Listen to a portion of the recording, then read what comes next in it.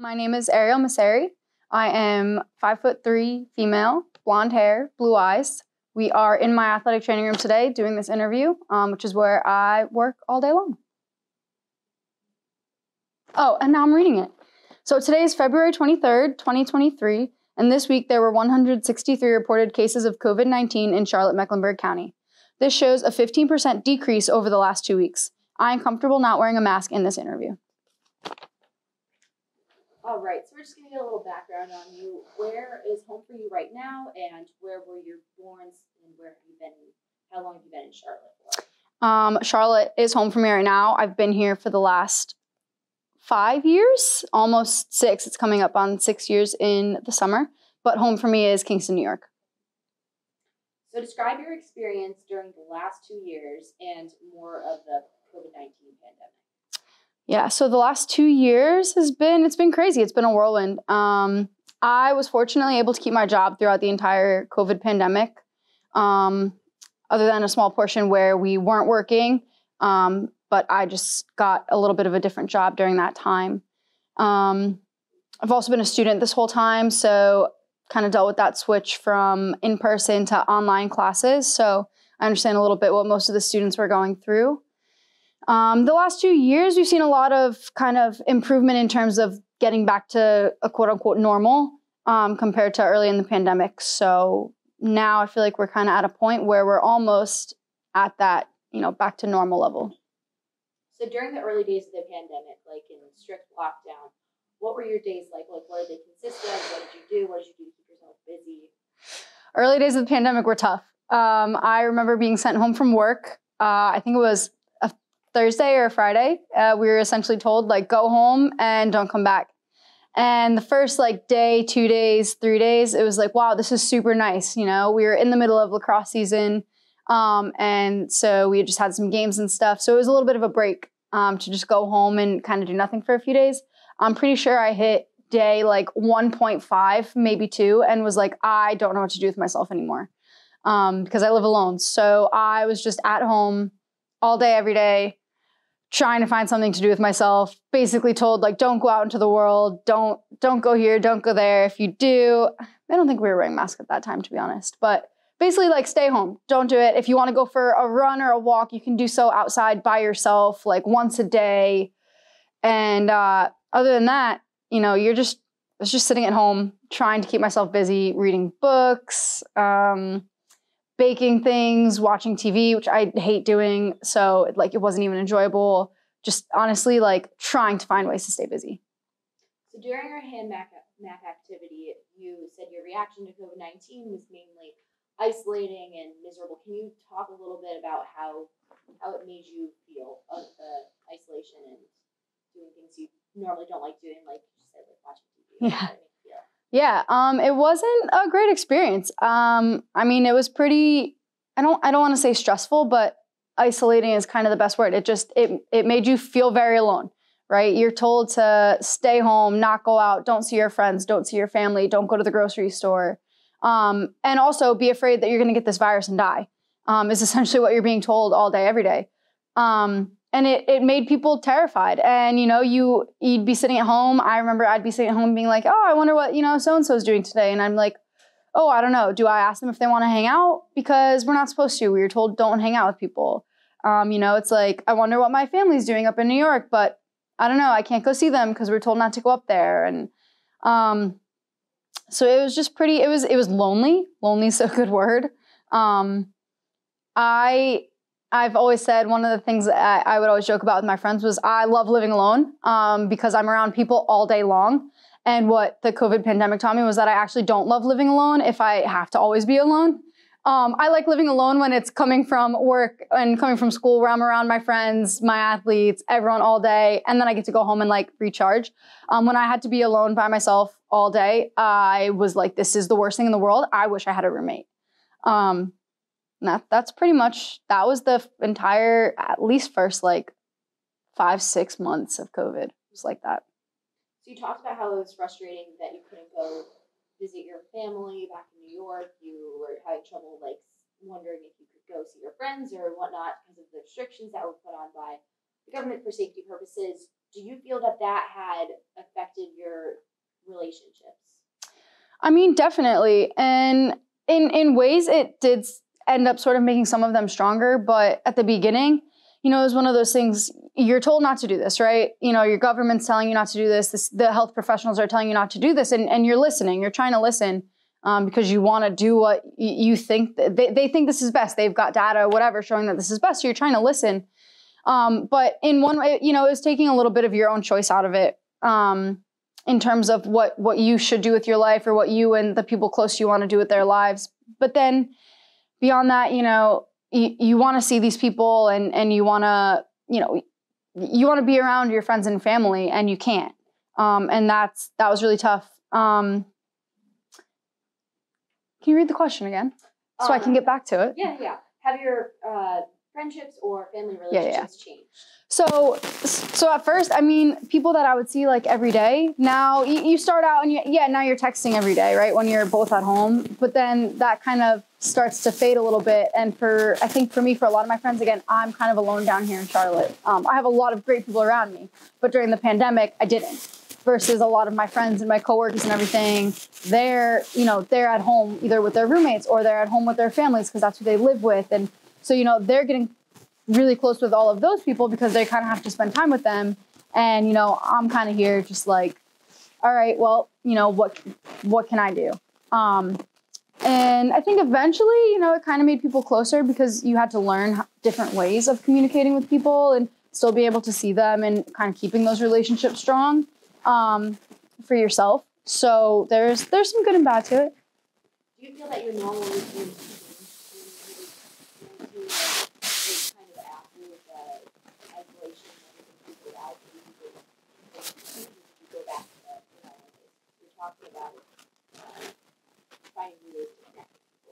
Yeah, some of the stuff that we've done during COVID, honestly, is still stuck till today. My general like day-to-day routines did not change.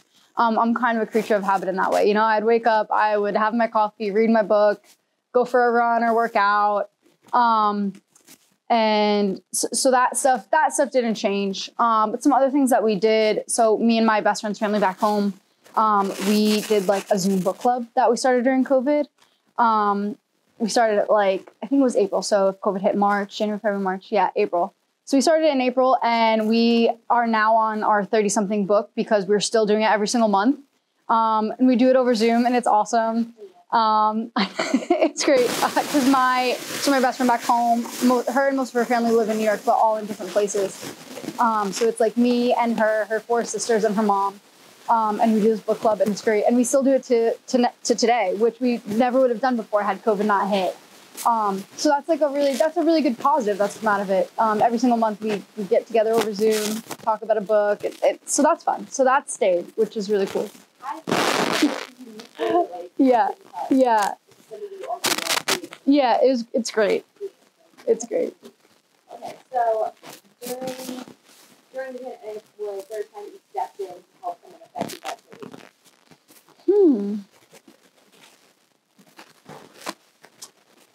I would say yes, actually, now that I think about it, like with my job, kind of not in the early days because we weren't really working, but once we got back to our jobs, a lot of my athletes were being put in quarantine every day because when you're on campus and there's nowhere else for you to go, you're kind of being put into these quarantine dorms where you're very isolated for a long time.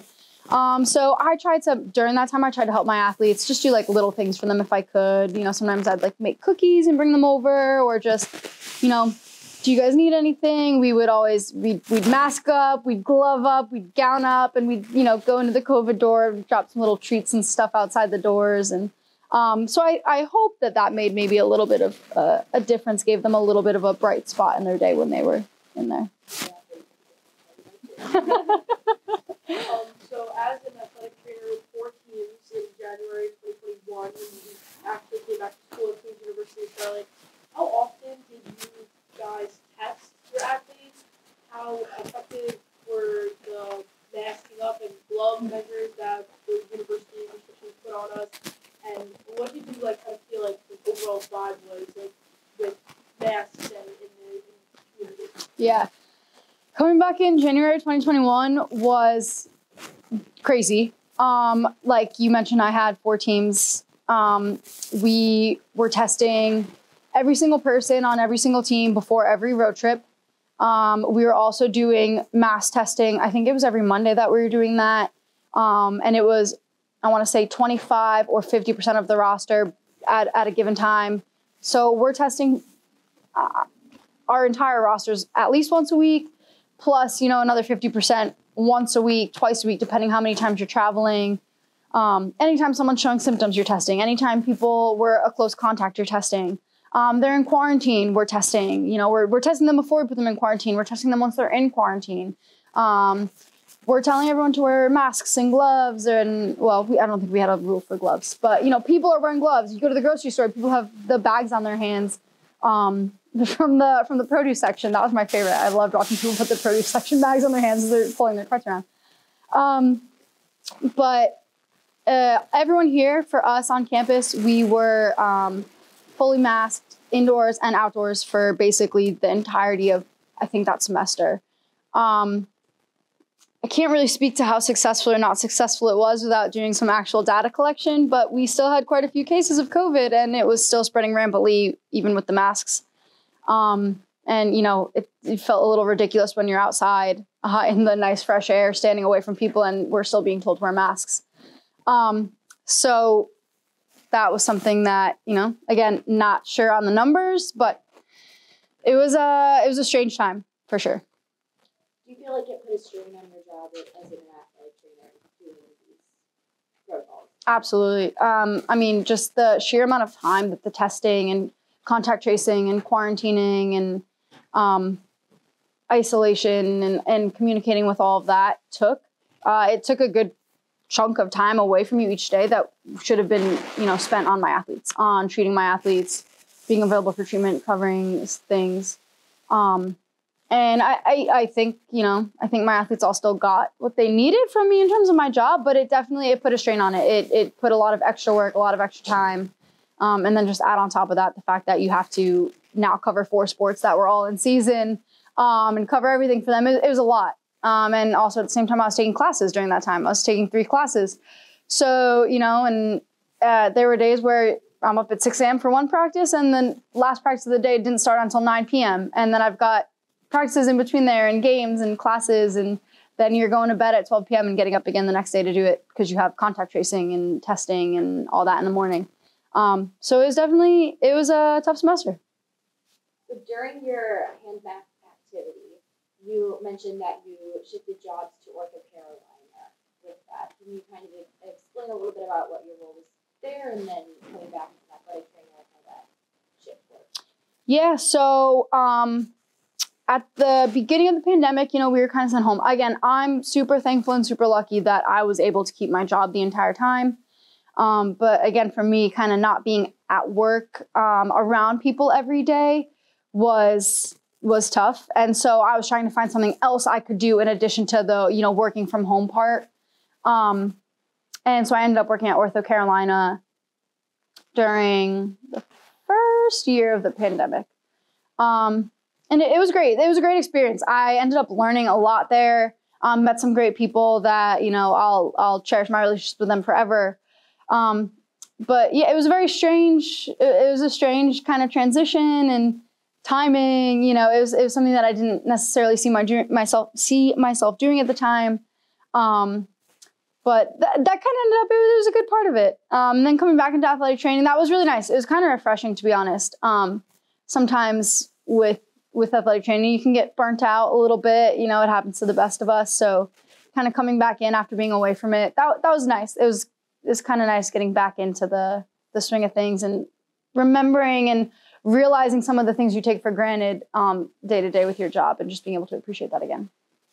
That's definitely one of the good things that came from the pandemic, and like in the fall of that.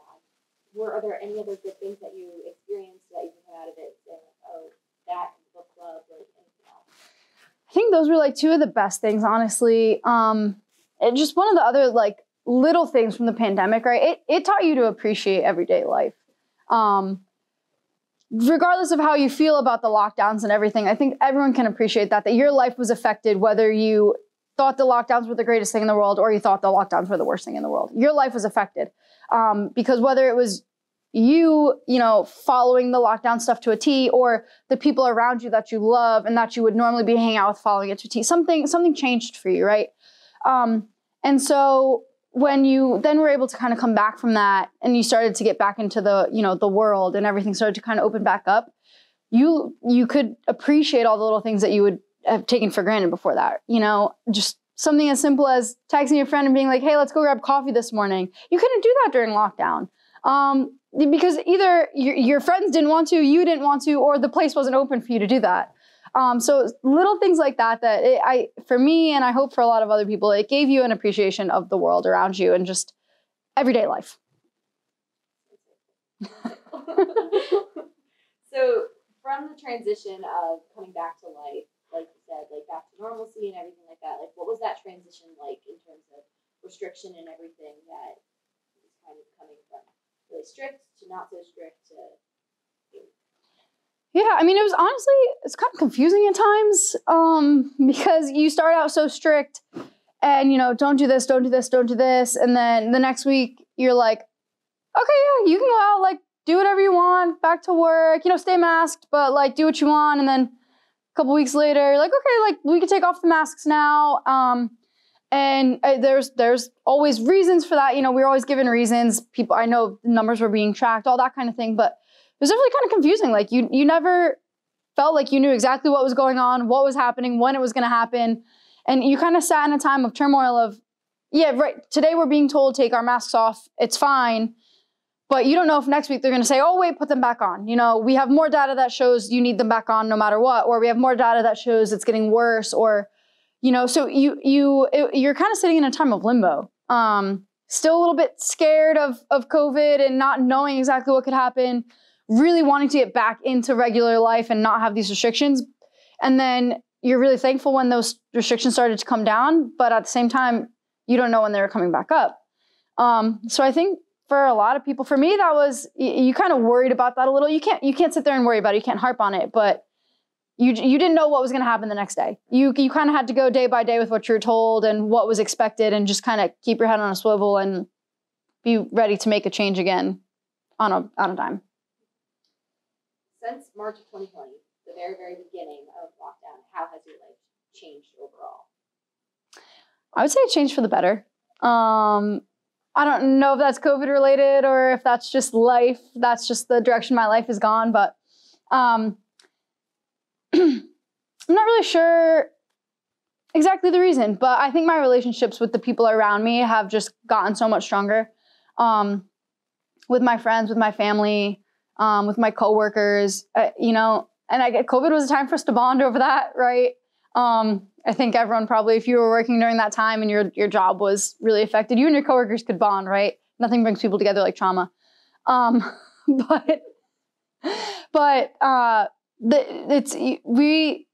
people around me and the people around me, I feel like our relationships have gotten so much stronger.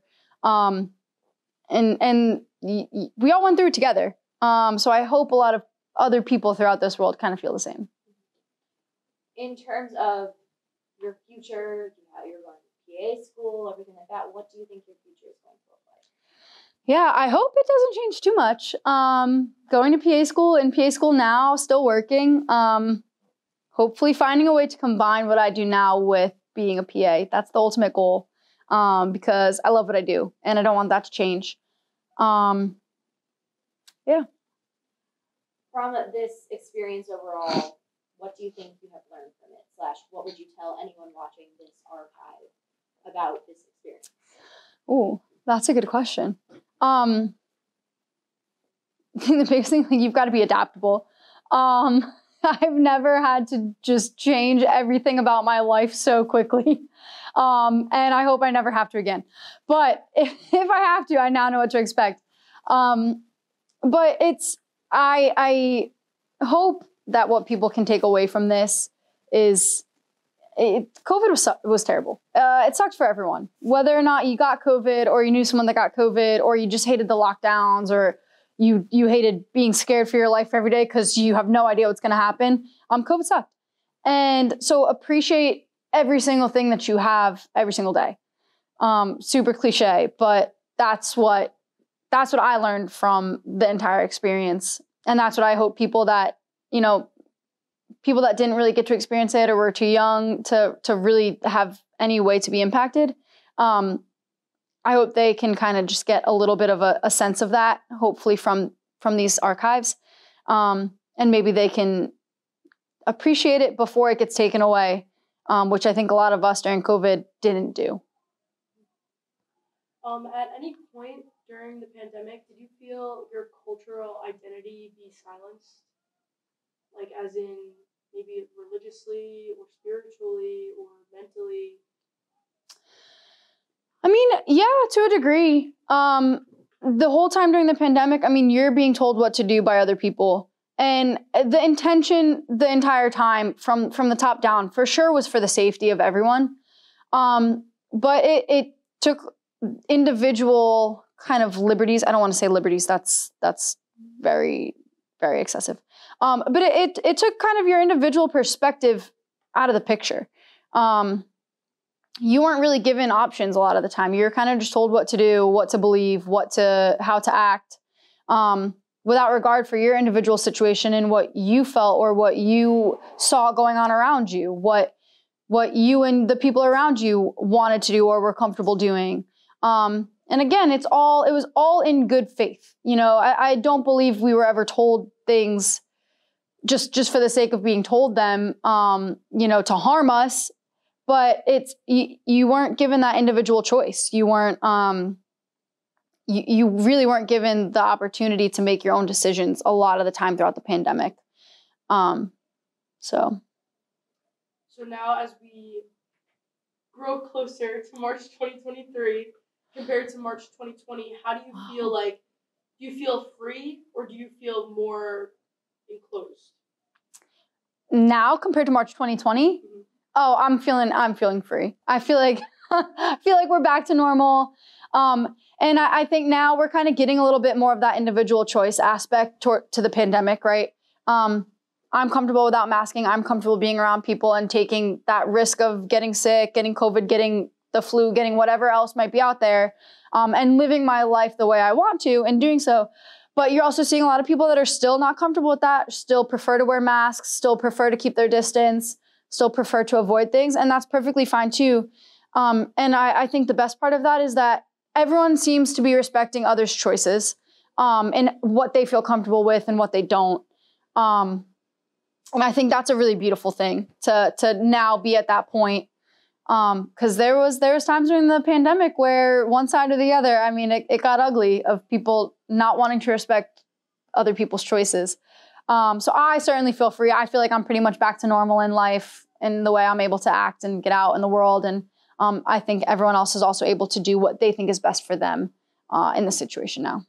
In terms of people having differences of opinions and how they choose to handle these guidelines, how did you go about going to day-to-day life with people who maybe had those differences? Yeah. What are difficult conversations that you had? For me, I just try to, I respect the decisions of those around me. It was not up to me to decide what they should be doing. I kind of made my own choices, especially when it came to me individually. If I was out doing something by myself, I chose to do what I wanted to do. If I was patronizing a business or whatever, I followed the rules that they asked us to follow. If I was asked to wear a mask in a business, I wore a mask in a business. If I was told I didn't have to, then I didn't. So I just kind of took the route of, right, if it's only affecting me, if I'm the only person involved, I can worry about myself. If something I'm doing is going to be affecting those around me, then I need to, take into consideration and respect their wishes and what they want. And if I don't want to do that, then I remove myself from that situation. And that's kind of how I went about the pandemic and in terms of differences in opinion of what people wanted to do. Do you have any additional stories or experiences about COVID-19 that you want to share with the archives?